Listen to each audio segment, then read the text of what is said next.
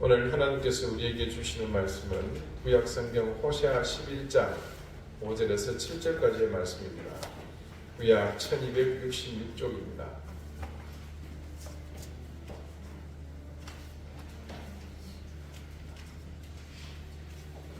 호세아 11장 5절에서 7절까지의 말씀을 제가 읽겠습니다.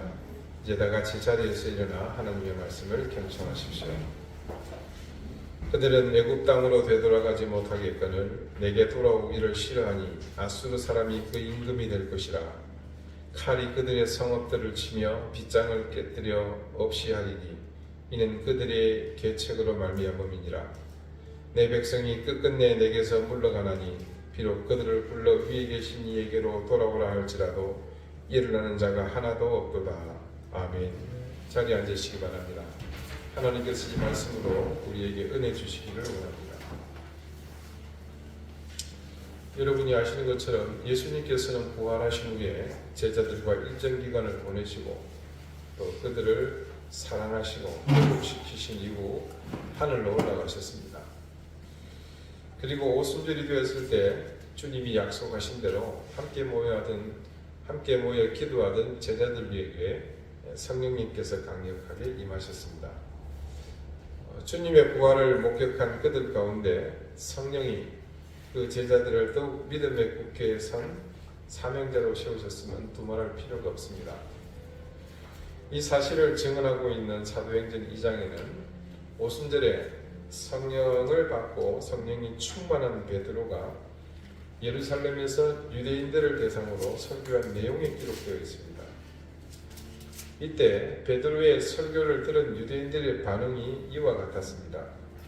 사도행전 2장 36절 이하의 말씀입니다. 그들이 이 말을 듣고 베드로의 설교한 내용을 말하는 겁니다.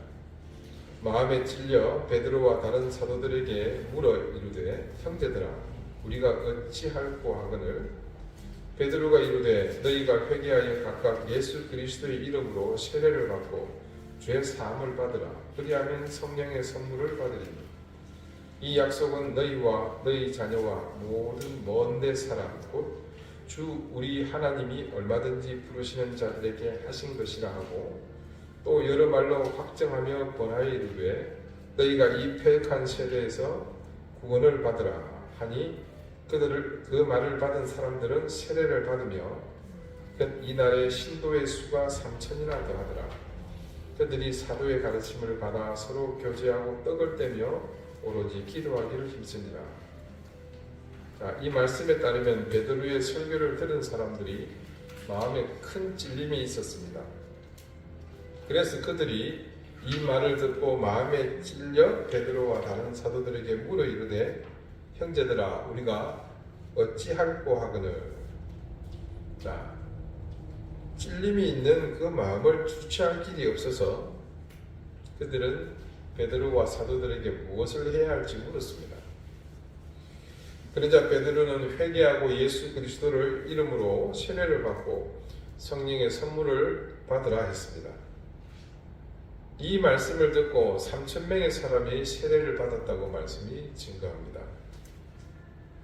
사도행전의 말씀은 이때 그들을 일컬어서 믿는 무리 신도라고 호칭하고 있습니다. 그러면서 그들이 사도의 가르침을 받아 서로 교제하고 떡을 떼며 오로지 기도에 힘썼다 그렇게 증언합니다. 한마디로 신도들, 믿는 사람들의 모임, 즉 교회가 시작되었습니다. 이것이 소위 말하는 초대교회의 시작입니다. 그 다음 말씀은 이렇게 시작한 초대교회가 어떤 모습을 지녔는지를 이렇게 증언합니다. 사람마다 두려워하는데 사도들로 말미암아 기사와 표적이 많이 나타나니 믿는 사람이 다 함께 있어 모든 물건을 서로 통용하고 또 재산과 소유를 팔아 각 사람의 필요를 따라 나눠주며 날마다 마음을 같이하여 성전에 모이기를 힘쓰고 집에서 떡을 떼며 기쁨과 순전한 마음으로 음식을 먹고 하나님을 찬미하며 또 온 백성에게 칭송을 받으니 주께서 구원받는 사람을 날마다 더하게 하시니라. 이 초대교회의 두드러진 현상들을 봅시다. 먼저는 사도들로 인해서 기사와 표적이 나타나니 사람마다 두려워했습니다.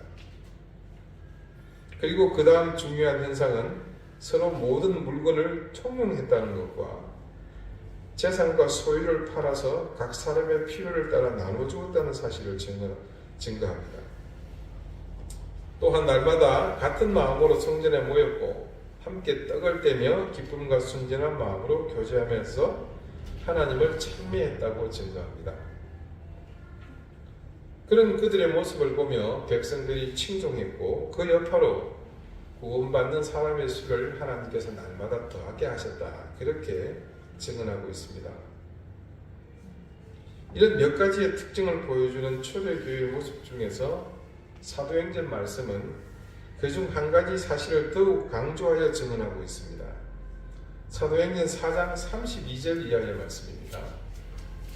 믿는 무리가 한 마음과 한 뜻이 되어 모든 물건을 서로 통용하고 자기 재물을 조금이라도 자기 것이라 하는 이가 하나도 없더라. 사도들이 큰 권능으로 주 예수의 부활을 증언하니 무리가 큰 은혜를 받아 그 중에 가난한 사람이 없으니 이는 밭과 집 있는 자는 팔아 그 판 것의 값을 가져다가 사도들의 발 앞에 두매 그들이 각 사람의 필요를 따라 나누어 줍니다. 구브로에서 난 레위족 사람이 있으니 이름은 요셉이라.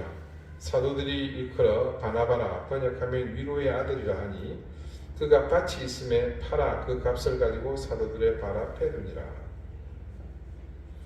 자신들의 소유를 모두 팔아서 함께 나누고 소유를 주장하는 이가 없었다고 거듭하여 이 말씀은 증언합니다. 특히 여기에 등장하는 구브로에서 난 레위족 요셉이라는 사람, 이 사람은 지금 예루살렘에 살고 있는 사람이 아니죠. 여러분, 구브로가 어딘지 아십니까? 지중해 오른쪽 귀퉁이 위에 있는 사이프러스 섬을 말합니다. 옛날에 우리 할아버지들이 번역을 할 때 그쪽을 가본 적이 없기 때문에 음역을 이렇게 했던 것 같습니다. 그곳은 그러니까 유대 땅이 아닙니다. 요셉은 이곳 예루살렘에 다니러 온 사람이었습니다. 그가 이곳에 왔다가 제자들에 의해 예수님을 영접하고 세례를 받았던 모양입니다. 그런 사람조차도 자신의 소유를 팔아서 사도들의 발 앞에 가져온 셈입니다.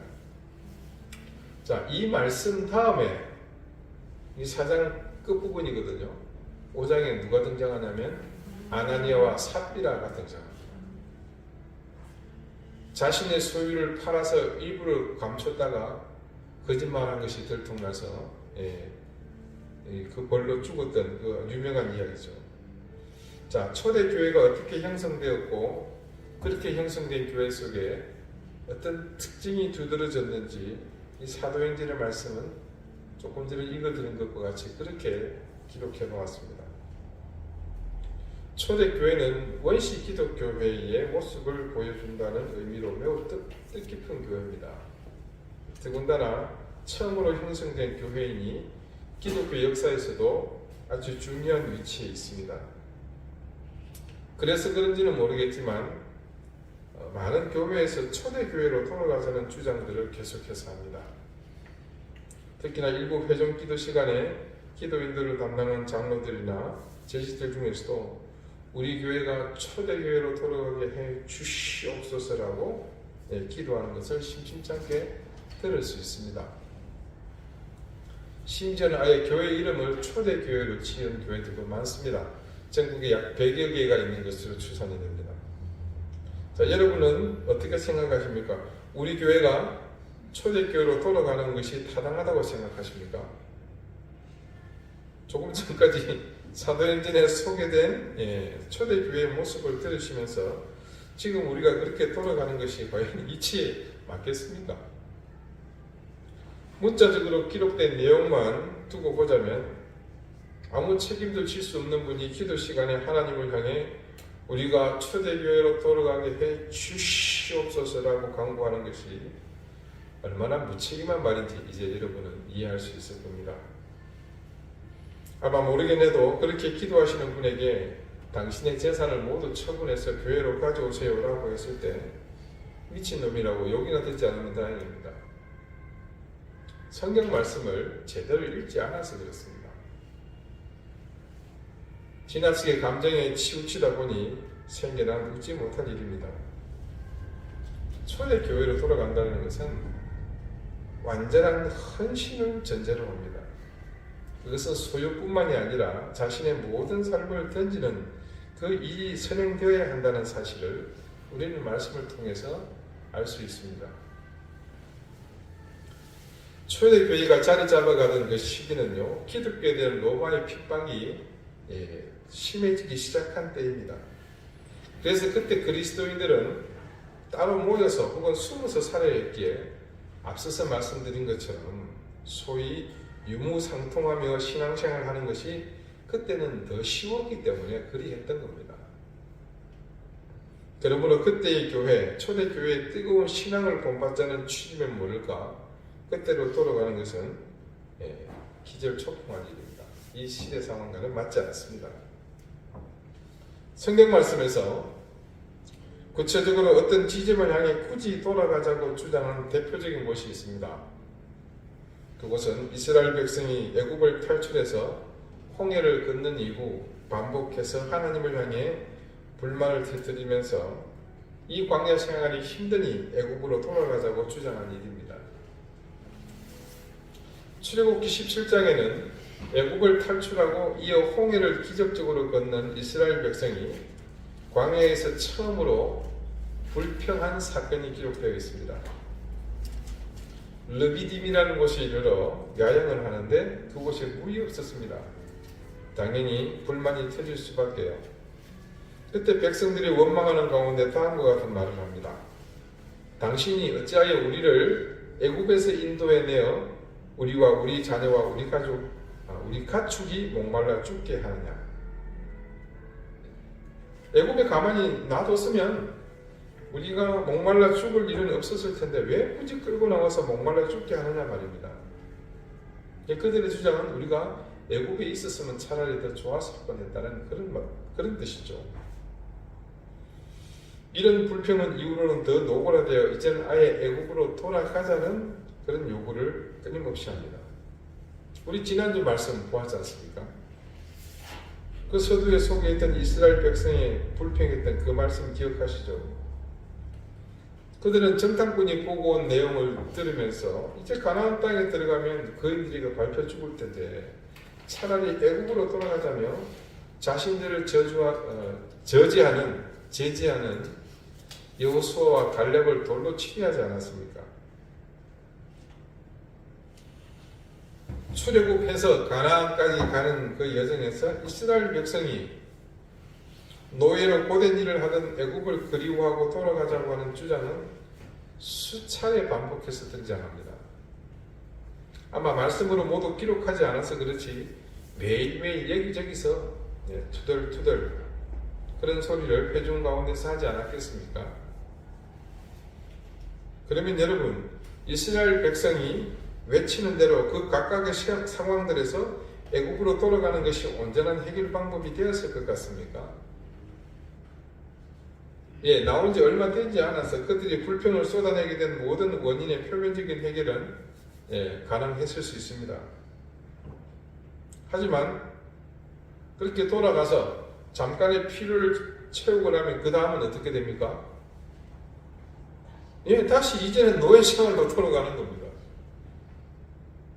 거기다가 뭐가 추가되죠? 괘씸죄가 추가되는 겁니다. 근데 여러분, 이 르비딤의 경우 혹은 가데스 바네아나 신광야에서처럼 그들은 하나님의 징계로 자신들이 원하는 애굽으로 돌아가지 않았지만 종국에 그들은 모두 기어이 애굽으로 돌아가고 맙니다. 실제로 그들의 몸이 그쪽 땅 가서 애굽 땅을 밟은 것이 아니라 그들의 영적인 상황이 애굽을 원하던 그때의 모든 욕망을 이루고 말았다는 겁니다. 이스라엘의 역사는 그것을 생생하게 증언하지 않습니까? 이들이 하나님께로 나오지 않고 자신들이 원하는 애굽을 오매불망 그리고 그리다가 지쳐 쓰러져 눈물 지으며 유행가 가사 같네요. 그들의 몸은 가나안에 있지만 결국 그들의 영혼은 모두가 애굽으로 진작에 돌아가지 않았습니까? 그런데 이스라엘 백성에게 기다리는 삶은 이전 애굽의 삶밖에 무엇이 더 있습니까? 결국 그들은 외적의 침입에 성전이 유린당하고 주권은 뺏기고 많은 백성들이 칼날에 쓰러지고 또 일부는 포로로 잡혀서 어떻게 됐습니까? 철사줄로 두 손 꽁꽁 민 채로 뒤돌아보고 또 돌아보고 맨발로 절며절며 끌려가지 않았습니까? 오늘 본문 말씀에는 이런 이스라엘의 모습에 하나님께서 탄식하시는 내용이 증거되어 있습니다. 본문 5절 말씀입니다. 그들은 애굽 땅으로 되돌아가지 못하겠거늘 내게 돌아오기를 싫어하니 아수르 사람이 그 임금이 될 것이라. 출애굽 직후부터 끊임없이 제기된 그들의 요구, 그것은 곧 그들의 해결 방안이기도 합니다. 애굽으로 돌아가는 것, 그들의 입장에서는. 그런데 이제 그것이 불가능하게 되었습니다. 이스라엘 백성에게는 가능합니다. 그들이 선택하고 가면 그만이니까. 그런데 여기서 불가능하게 되었다는 것은 제가 틀린 말 한 것 같고 말이 앞뒤가 안 맞는 것 같죠. 근데 말씀이 기록한 애굽 땅으로 되돌아가지 못하겠거늘 이라는 말씀은 거기 가봐야 해결 안 된다는 사실을 뜻하는 겁니다. 소용없다는 뜻입니다. 가봐야 소용없다. 그럼에도 불구하고 왜 가려는 겁니까? 그들의 상황에서는 안 갈 수 없거든요. 지금 그 상황, 마치 르비딤에서 목이 말랐고 죽게 생겼는데 당장에 물을 해결할 수 있는 곳으로 가야 하거든요. 그런데 지금 가는 것이 그의 이치에 맞는 일입니까? 애굽이 당장에 걸음을 돌이켜 몇 시간이면 걸어갈 수 있는 곳인가요? 아니죠. 결론적으로 돌아가는 것이 현실적으로 전혀 해답이 될 수 없습니다. 그러니까 유일한 해법은 그곳에서 그 즉시 하나님께 엎드리는 것 뿐입니다. 결국 하나님께로 가는 것, 그거 하기 싫어서 이 난리를 친 겁니다. 그래서 오늘 말씀을 보십시오. 애굽 땅으로 되돌아가지 못하겠거늘 그러면 어떻게 해야 한단 말입니까? 하나님께로 다시 되돌아오라는 얘기입니다. 그러면 해결되니까, 모든 문제가 다 해결되니까 그러면 오라는 겁니다. 그런데 말씀은 뭐라고 증언합니까? 오늘 본문 설교 말씀의 제목이죠. 내게 돌아오기를 싫어하니. 딴 건 몰라도 하나님께는 안 돌아오겠다는 겁니다. 그러면 하나님께로 안 돌아오면 해결이 된답니까? 절대 아니거든요. 지금 자신들이 살아남을 수 있는 유일한 방법을 거부하니 이제 해법은 없고, 그렇게 불순종한 그에 따른 결과는 오로지 자신들의 몫입니다. 말씀은 그 결과를 이렇게 증거합니다. 그들은 애굽 땅으로 되돌아가지 못하겠거늘 내게 돌아오기를 싫어하니 그 다음 뭡니까? 아수르 사람이 그 임금이 될 것이라. 아수르를 그들의 통치자로, 그들의 임금으로 세우시겠다는 말인데, 이건 아주 신사적인 표현이고요. 니들 이제 아수르한테 죽었다는 그런 뜻입니다. 그 다음 오늘 본문 6절을 보십시오. 칼이 그들의 성읍을 치며 빗장을 깨뜨려 없애하리니. 굳이 설명할 필요가 있겠습니까? 칼로 그들의 성읍을 치고 성문을 깨뜨려 없애하는 것이 무엇을 뜻하겠습니까? 무력으로 그들을 정복한다는 뜻입니다. 그리고 호시아 왕 때 북이스라엘은 이 말씀대로 아수르의 칼날에 무너지고 맙니다. 그리고 6절의 후반부, 이는 그들의 계책으로 말미암음이니라. 무슨 뜻인지 아시겠죠? 이게 모두 하나님께로 돌아오지 않으려고 머리 굴리던, 우리 애들 말로 짱구를 굴리던 이스라엘의 계책 때문이라고 말씀이 증언합니다. 하나님께로 나오기 싫어서 의도적으로 피한 결과가 이렇게 되었다는 뜻입니다. 여러분, 우리가 신앙을 가지고 믿음 생활을 하는 것은 말 그대로 믿는 삶을 사는 것을 말합니다. 무엇을 믿는다는 말입니까? 이렇게 묻는 물음을 두고서 이구동성으로 어리석은 질문이라고 할 것입니다. 이런 어리석은 질문, 삼척 동자도 다 아는 의문의 대답은 누구나 잘합니다. 그런데 신앙생활, 즉 믿음 생활은 대답을 잘하는 것으로 대체할 수 있는 것이 아니죠. 믿어야 할 바른 대상에 대해 올바른 믿음과 내 생각과 내 경험 혹은 내 지식을 의지하지 않는 순수한 신앙, 즉 정직한 신앙이 있을 때 우리 믿음 생활과 신앙 생활은 비로소 재기를 찾게 됩니다. 신앙 생활을 하는 사람들이, 믿음 생활을 하는 사람들이 왜 늘 삶에 불평이 많고 고난과 환난이 끊이지 않는 걸까요? 그에 대한 대답은 각자의 삶을 들여다보면 알 수 있습니다. 여러분 혹시 그거 아십니까? 그리스도인 가운데 자신이 고난 가운데 있다고 생각하는 사람과 평안하다는 사람의 모습이 타인의 눈에는 별반 다르게 보이지 않는다는 사실을 말합니다. 다 그놈이 그런 것 같아요. 누군가는 고난을 받고 있다고 고통스러워하는데 평안하다는 사람을 보니까 그 고난받는다고 울먹이는 사람과 형편이 다르지 않습니다. 어찌 보면 둘 다 똑같은 상황인데 한 사람은 힘들다고 고통스럽다고 말하지만 다른 한 사람은 평안하다, 감사하다고 말합니다. 지금부터 20년이 훨씬 지났네요. 2002년 월드컵이 있던했죠. 우리나라에서. 당시 마포구의 부목사로 제가 선교 부서를 담당하면서 그 해부터 대학생들과 태국 북부 치앙마이와 치앙라이 지역으로 매년 선교 여행을 떠나게 되었습니다. 첫 방문지가 그 치앙라이 메따창이라는 곳입니다. 그곳 교회에는 당시에 회심한 그 동네 박수무당이 출석하고 있었습니다.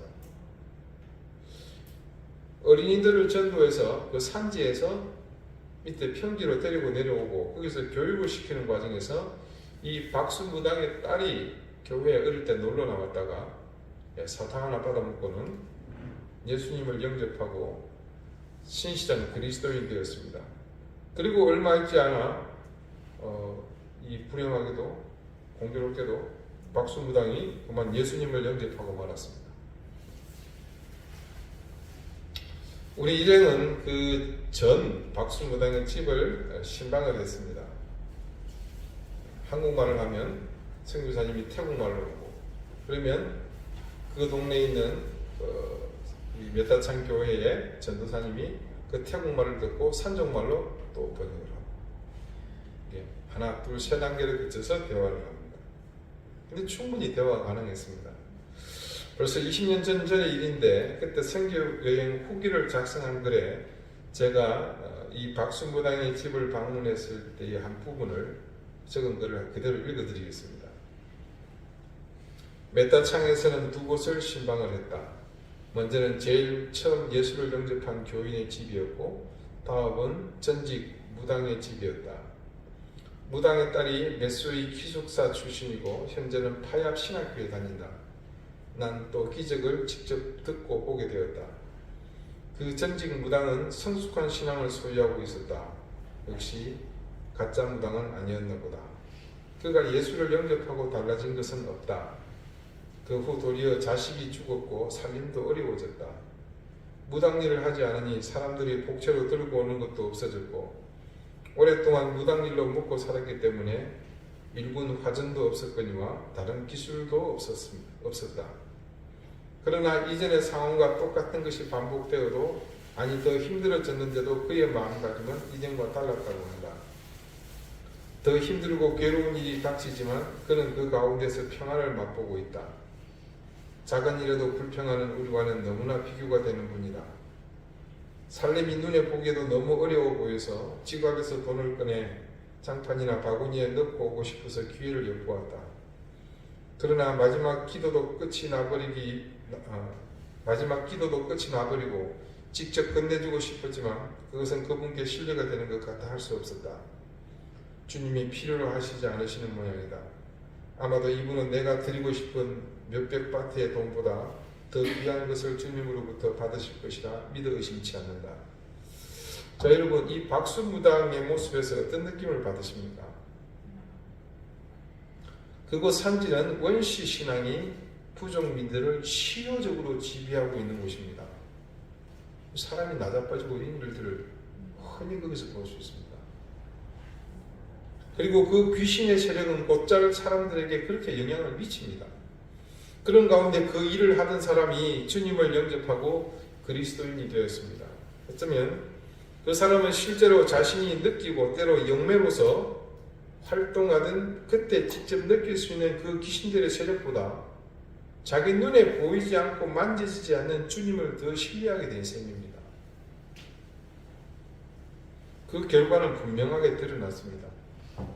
그는 이제 세상을 보는 눈이 달라졌으며 그 달라진 시각으로 전혀 새로운 인생을 살고 있습니다.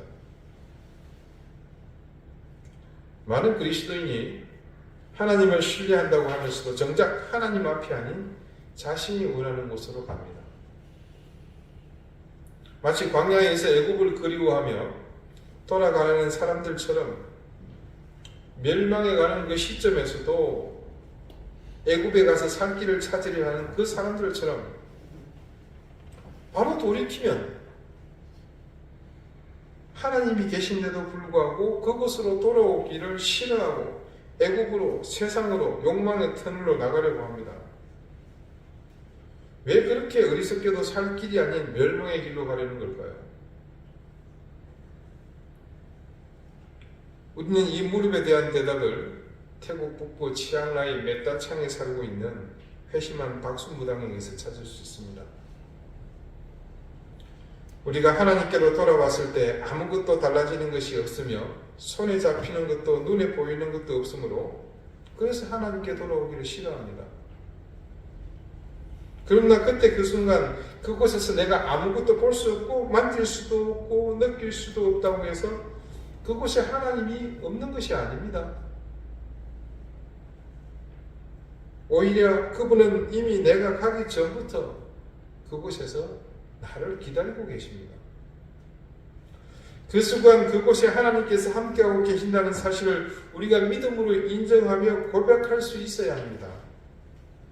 그런데 그 순간 내 눈에 보이지 않는다는 사실을 우리가 극복하지 못하기 때문에 하나님께로 돌아오는 것을 주저합니다. 우리가 그 사실을 믿고 의지하면 그분이 그곳에서 우리에게 확신을 주시고 우리의 손을 잡아 주실 텐데 우리가 그 단계에 이르지 못하니 이스라엘처럼 해길의 유일한 길이신 하나님께로 돌아오지 못하는 겁니다. 메따창의 무당은 이전보다 더 형편이 어려워지고 또 자녀가 먼저 죽는 엄청난 슬픔을 겪어야 했지만 그 자리에서 주저앉지 않았습니다. 그는 그 단계를 뛰어넘었습니다. 그의 곁에 하나님께서 함께 하신다는 것을 이분은 믿었기 때문에 남들 눈에는 그가 망하게 된 것처럼 보일지 모르나 그는 그 가운데서 평안을 누리고 있었습니다.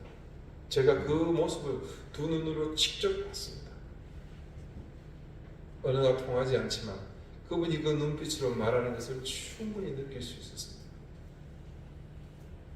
사랑하는 여러분, 여러분은 매일 매 순간 하나님을 눈으로 보고 계십니까?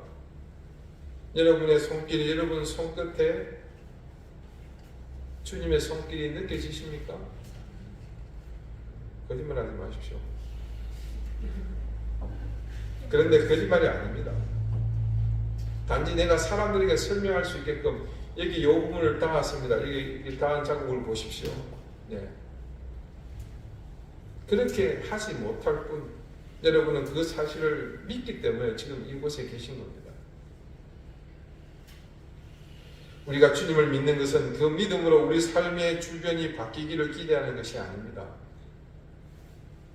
여러분 이 사실을 꼭 기억하십시오. 내가 믿음 생활을 하고 기도하며 내 남편이 바뀔 거라고 생각합니다. 내 자녀가 바뀔 거라고 생각합니다. 우리 이웃이 바뀔 거라고 생각합니다. 세상이 바뀔 거라고 생각합니다. 모든 것이 달라질 것이라고 생각합니다. 아닙니다. 믿음은요, 우리가 믿는 것은 그 대신 아무것도 달라지지 않는 내 삶으로 더욱 깊숙이 들어가고 그 가운데 흠뻑 젖어드는 것입니다. 이때 깊숙이 들어가며 흠뻑 젖어드는 것은 이전과 같이 나를 내팽개치는 삶의 자세가 아닙니다. 그곳에 우리 주님께서 함께 하신다는 그 사실 속으로 깊이 들어가는 것이고 그 사실 속에 젖어드는 것입니다. 이렇게 우리가 주님께로 깊숙이 들어가며 그분 가운데로 젖어드는데 과연 무엇이 우리의 평안과 기쁨과 은혜와 복주심을 가로막을 수 있겠습니까? 우리가 주님께로 깊숙이 들어가며 그분께 젖어 들어가면 우리도 그 메따창의 무당처럼 어떤 어려움과 환난이 오더라도 전 무당처럼요, 그분처럼 매 순간 주님을 향해 머리 들 수 있을 것입니다. 그렇게 주님을 향해 머리를 들 때 내미는 그분의 손을 잡을 수 있게 될 것이고, 그래서 그 모든 고난이 나를 무너뜨릴 수 없다는 사실을 깨닫고 오히려 나를 엄물하려는 그 환난 속에서, 고통과 두려움 속에서 평안을 누리고 하나님께 감사할 수 있을 것입니다. 여러분, 그 하나님을 믿으십시오. 그리고 그 믿음으로 이제 주님께로 깊숙이 들어가 그분께로 젖어 들어가십시오. 그리고 이제껏 하나님께로 돌아오기 싫어하던 삶의 습관을 멈추고 모든 것을 해결해 주시는 하나님께로 돌아오십시오. 그러면 우리의 모든 문제는 고통과 환난이 아니라 기쁨과 평안으로 변해 있을 것입니다. 기도드리시겠습니다. 주님, 우리가 하나님께로 돌아오는 것을 싫어하지 않게 해주십시오. 살 길이, 그리고 해결할 길이 오로지 하나님께 있다는 사실을 알고 이제껏 습관적으로 의지하며 따라갔던 모든 것에서 돌이키게 해주십시오. 이스라엘 백성이 끊임없이 애국으로의 회개를 주장하던 그 어리석음을 우리 인생에서 답습하지 않게 하시고, 우리의 두려움으로 인해 인정하지 못하고 수용하지 못했던 우리 앞의 모든 길을 주님을 온전히 의지함으로 주시는 그 눈으로 보며 극복하게 도와주십시오. 그래서 이제 당당하게 주님께 깊숙이 들어가며 주님께 젖어드는 인생이 되게 해주십시오. 예수 그리스도 이름으로 기도드립니다. 아멘.